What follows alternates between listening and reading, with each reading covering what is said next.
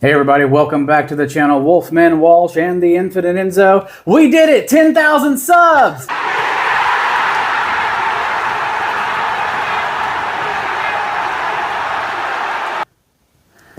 See, in the business, that's what we would call a lie.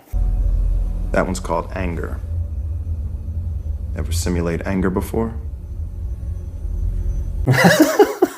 Or clickbait. And that's not what we're about here. No, not at all. Not at all.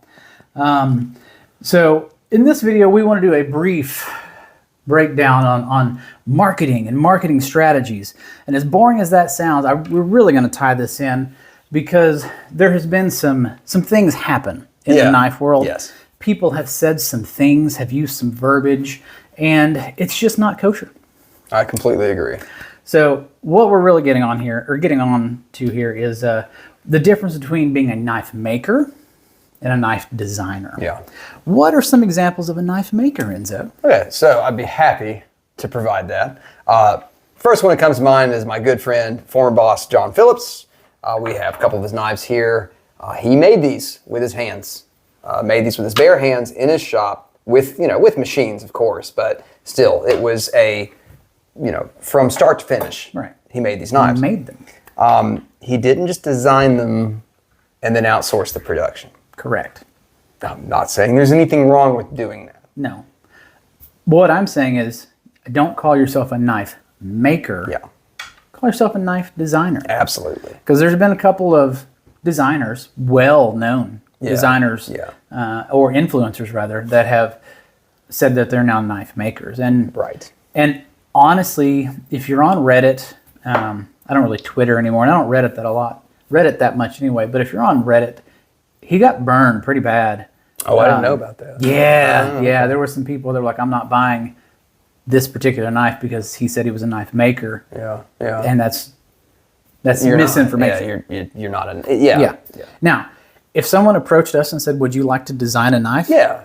Heck yeah. Absolutely. Let's do it. Absolutely. We would not promote the knife as, hey, we made this. Yeah, exactly. We designed it. Exactly. We would own the design. Yeah. But we didn't make it. Well, it's like our friend Brian over at Smoky Mountain Knife Works. He doesn't go around saying, oh, I make knives. Correct. He designs beautiful knives. Hundreds of knives. Yeah. Oh my God, the number of knives that guy's designed under his belt has to be insane. But yeah, he wouldn't go around going, well, I made this, Yeah. That's the kind of thing we're talking about. And I guess to kind of further illuminate, some examples of what we mean. I've got a few. You got a few too, don't you? Yeah, I got a few too. Do you want to kick it off? I'll kick it off. I'm going to stay on the knife maker list because when I think of makers, I think of John. Yeah. I think of Ilya. I think of Alex Steele. I think of Will. Yeah. And I'm always going to promote Will stuff. So he is a knife maker. He's a YouTuber. So he's a bit of an influencer. Howdy and welcome back to the workshop. My name is Will Stelter. I'm a professional bladesmith. I've been doing it for almost 12 years now. Fun fact about me, one time I licked a piece of uranium. That's a true story, but it is totally unrelated to today's video. But he's a blacksmith. He's a journeyman. He's trying to get his master. Yeah. And he makes knives. And so he is a knife maker. He's a bladesmith. He's a knife maker. So when I buy something from him, I can say, I know who made this. I know where it was made, and I know the process that he went through to make each individual one, and I know why they come out in small batches, because you can only make so many at a time. So this is his Tenderfoot. He does have a larger version that we got to see at Blade Show, but this is the normal size. So you can get it in the this is the cheaper version.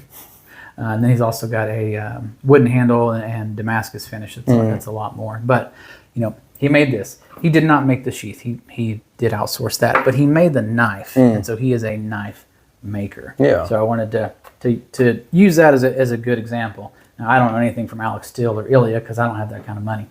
But designers, I own a lot of things by designers who say, I'm a designer. Exactly. So Ben Peterson being a great example. My carry today, which we learned earlier needs to be sharpened, is my Civivi Cindy. This thing is awesome. I love this knife. This is one of my top gentleman carries to go work with every day. and very, very coffin Oh, definitely. esque Yeah. in the handle shape there. The flipper and everything is great. He designed a wonderful knife. I also have a banter that he designed. Wonderful knife. We looked at landers that he designed. Yeah. All of them, he said, hey, I've designed this knife. Right.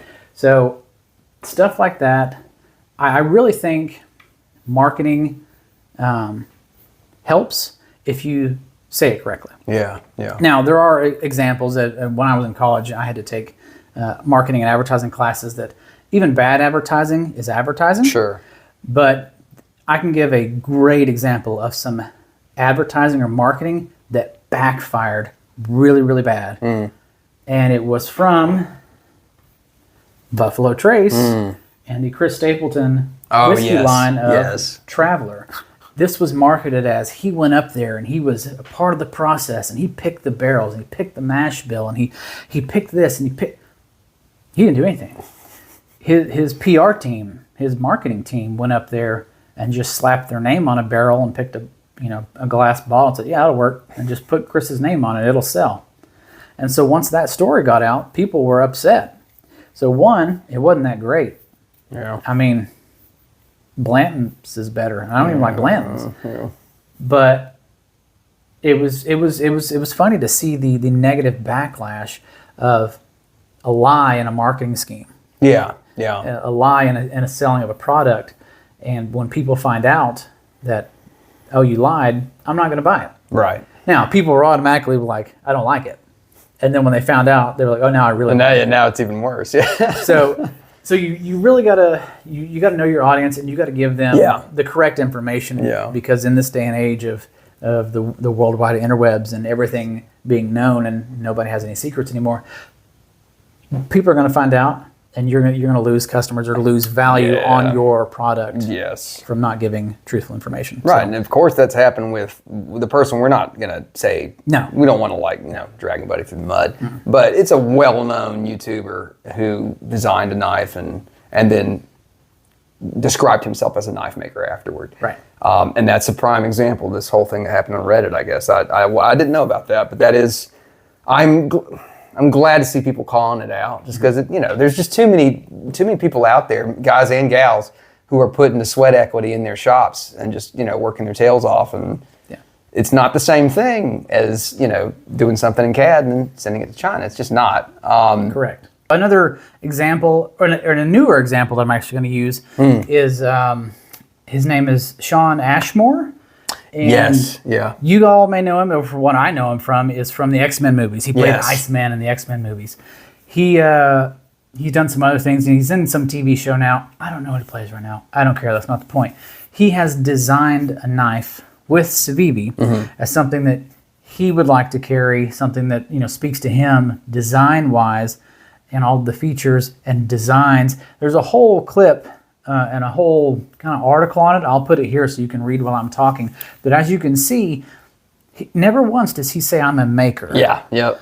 And he even did a video on his Instagram page, and not once did he say he was a maker. He said, I'm a designer. Look at this knife I've designed.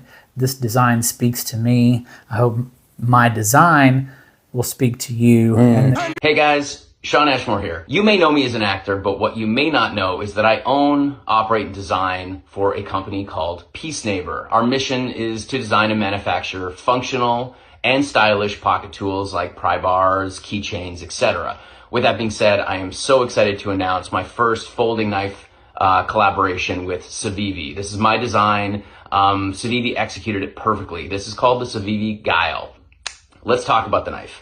3.2-inch blade, Warren Cliff blade. I designed this knife for my usage. So I break down cardboard, I open packages, I take it fishing, I take it camping. This blade can handle all of that. And it's a beautiful knife. It's very, what's the word I want to? It's very angular. It's very pointy. It's a Warren Cliff shaped knife. Yes, I remember this one now. Yeah. And Civivi is doing it in a couple different handle colors, G10 and micarta. There's also going to be a Damascus version. But I think it was a good move on his part in all of the advertising and all of the social media bits. He's always said he's a designer. Yeah. And he designed this knives for what suited him. So I thought someone in Hollywood could figure it out to not take claim for something like that. Yeah. To say, hey, I designed this, but he didn't make it. Civivi made it. And I'd really like to know how he got a hold of Civivi to be like, hey, I've got a design. Yeah. Maybe that's how his Hollywood A-list, status got him through the door. It might have helped. But I think it was good on him to say that, hey, this is my design. So I just wanted to add him, and that's a new knife, and hopefully I'll be picking that one up here soon because I actually really enjoy it. I enjoy the look of it, and it comes in a lime green handle. And my youngest son's favorite color is lime green. So when I saw it, I was like, oh, man, I don't like that color, but I may get it in that color just as like a knife. That reminds me of my son. Yeah.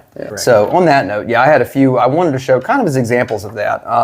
One of my favorite knives this year has been the BB&M made by North Mountain Blades. This is a Chinese-produced knife with Dwayne Dwyer's approval. And the thing about this is he made this knife before it ever was outsourced to China. He made the knife, he designed every aspect of it, and then made it himself. He is a knife maker. He's a knife maker. And a knife designer. And so the benefit of that is when it does get outsourced, there's already the groundwork. We already know how the ergos are going to feel. There's no questions about that. Now, of course, the average designer that goes out and designs a knife, they'll get a proto back and they'll have a chance to put it through its paces and see what needs to be changed. But at the end of the day, I still don't believe it's the same. It's not Ridian. It's not Ridian. He sits there and he makes every piece of quality. Right. You didn't do that. You sent it to Taiwan or China or wherever. Yeah, and you got one back. But somebody that's kind of in the same, I think of similarly to Ridian, is Franck Souvy from France. This is a Boker Bad Guy, which is a very faithful reproduction of his custom Bad Guy. I couldn't tell you what's different, other than maybe the steel. I don't. But I mean, pattern-wise, it's the same knife. And so again, and actually this lanyard here was a lanyard that he made that he sold at Blade Show. But again, it's just an example of somebody that made a knife in their shop and then outsourced the design afterward. Yep. So he already knew how the knife was going to feel, how the knife was going to perform, how he wanted it ground, how the handle should taper. He already knew all of these things. He didn't have to wait for, I'm sure he had protos come back just to ensure the quality, but he didn't have to rely on a proto to then understand what needed to be changed. Exactly. And the last one I'll bring, well, not the last one, I got a couple more, but one more I'll bring up. This one's a little bit more of a gray area, but this is an Emerson Knives CQC 9K, I think. Really cool knife. Now, this is, of course, as part of Kershaw's affordable Emerson line. Now, there's a little more gray area on this. Emerson, of course, Ernest Emerson has made, amazing designs, hundreds of patterns at this point, I would think. Yeah. These are definitely knives that he designed. I don't know if they're knives that he ever actually physically made and then approved the patterns to be produced by Kershaw. I don't know about that. But he has enough, how do I put this? He has enough background as a maker where I'll pretty much trust any design that he's putting out because he's made just so many knives. Yeah. This is actually a semi-modded custom piece from PVK Cutlery. Another one I'll bring up here is the Civivi Buster. Woo. Yeah. Oh yeah. First, it was made by Snacks. He made the Buster. Now this one, again, kind of a gray area one because he had to create an affordable version of full-size Buster. And I'm sure he worked with Civivi in this. But again, the groundwork had already been kind of laid at that point. The only major change was including the super lock in that design. So there might have been a little bit more, okay, let me send this design off to Civivi. Let me see what they come back with. Yep. But again, it's somebody that has proven themselves as a maker before they started outsourcing stuff to China. So there's that one. And lastly... How many pockets do you have? Lastly, the knife that I can't stop carrying. Oh, man. The Ware Knives Alley P. Again, can you guess? He made it first. He made it in his shop first. He made, I think, like 40 custom alleys before he did the Alley P. Maybe not that many, but he made at least 30 custom alleys. And they all had this general pattern shape. They were all frame locks for the most part. I think maybe there were some liners, I don't know. Most of them were frame locks. And so again, it was a design that he had hammered home at that point. He knew what he liked about it. He knew what, what the blade needed to look like and how the grind needed to be. All of those things had already been determined. So when he sent it off to, I think this one was OEM'd by Best Tech, but when whoever it was produced these, he knew what to expect. And yeah, excellent little knife. But yeah, so really, if all of this doesn't show you what we're talking about, I don't know, do you have anything else that would sum it up? Well, not some of it. I mean, I have more examples, more alcohol-related examples, like Lainey Wilson and the Barman brand of bourbon. She never said she was affiliated with it. She was an advertiser for it. They approached her and said, "Hey, will you advertise our bourbon?" And she goes, "Sure." But she never went through the whole thing of, I'm a part of it. Yeah, going to the rick house. Going to the rick house and picking up the barrel. She was like, "Yeah, no, I'll just advertise it." So in the advertisement, she's like, "Barman 1883, real American whiskey." That's the end of it. That's the end. Yeah. And so 1883 is okay. I don't remember what the other thing they made was. We actually liked it better. We got to taste the 1883 and the other thing that Barman makes, and we both liked the other one better. But the 1883 was fine, but it didn't get the negative backlash that Chris Stapleton did because he said that he was a part of it. There was right, PR team there said were he the was a part of claims. it. Yeah. And you'd think that someone who sang a song about being as smooth as Tennessee whiskey, yeah, going to Kentucky. That don't make no sense. There were plenty of options here, PR team. I don't know why you had to go to a different state. But anyway, just wanted to summarize or finish up by saying, we like to keep it straight with y'all. Yeah, absolutely. There are knives that we purchase, and there are knives that we purchase and we mod. Yeah. And so, we're never going to come on here and say, I made this. I don't think we've ever said that. No. And then we have, I mean, we're not makers, but I don't even want to say we're adjacent, but at least we're changing something. We're working them a little bit, and I would still never, ever claim to be a knife maker. That's why it says KnoxKnifeMods. Exactly. Yeah. Yeah, absolutely. That's a valid point. I didn't really think about just the, what we do versus, anyway, you get the point. Yeah, we try to shoot straight with you guys, so. Yeah. Well, I was going to ask for a pocket check, but you've already emptied sorry. it. It was relevant, so I just dove in. Yeah. So yeah, I'll do a quick rehash, but had the Civivi full-size Buster in the pocket today. Freaking love this knife. It's been in the pocket so much. There's a video on this coming. It's about how I hate outrage culture. And a lot of y'all really jumped the shark on this thing, and we're going to talk about it. And then also, in the back pocket, it's in, you know who you are. In the back pocket is the Alley P, of course, from Ware Knives. And then lastly, the only one I didn't show yet was my sweet Jeep case knife. I'm having kind of a second honeymoon with this knife. It's just a nice little knife. What you got, sir? Well, I had the Civivi Cindy by Ben Peterson, and I had my Arcform Slimfoot. Nice. Yeah. Now, those are my carries today. Those go well together. Yeah, I don't know, shape-wise, they just kind of mirrored one another. Yeah, they do. Felt good in the pocket together, but I still love this knife. It's I still think it's really nice. Top tier there for me. Anyway, do you all understand what we're getting at? I hope you do. If you do, leave us some love in the comments and say, yeah. Who do you know? Yeah. What high-profile person do you know is claiming to be a knife maker that isn't? Let's put them on blast in the comment. No, let's not. We're not here to. Just tell us about the good ads out there. Let's hear about the good stuff. Sydney Sweeney has good genes.